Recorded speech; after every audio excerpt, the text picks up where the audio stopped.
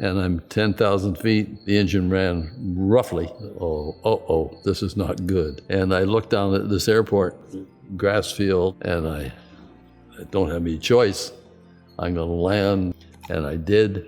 That's Bruce McRitchie, an aviation pioneer who has long been associated with Canada's aviation industry. And yes, he's gathered a few stories over the years. In the 1960s, Bruce earned his pilot licenses and later became a licensed aircraft technician. After working decades in the aerospace industry, Bruce successfully operated the airport in Welland for over 30 years. The airport is one of 120 airports built across Canada during World War II and home to his personal hangar. I have been blessed in so many ways. And here I am at 90 with a hangar, and I still can fly, and I'm a lucky man. I mean, I've met so many people in the world. I'm very proud of what I've done.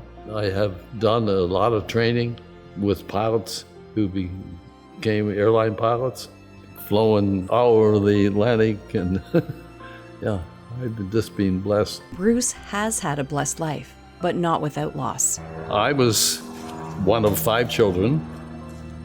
There were 3 girls and 2 boys. My brother was 10 years my senior, and I still have treasures today of books and things that he brought me back and said, here, read this one, this is full of pictures of airplanes. Later on, we taught him to fly.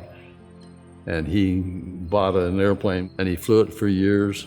And one day he called and said, I'm coming down, are you there today? And I said, yes. And I went outside, and there's a strip there. I waited and waited and waited, and I saw some clouds up towards St. Catharines area, and I said, well, maybe he didn't come down today. That night I got a phone call, what time did he leave? I said, he never arrived.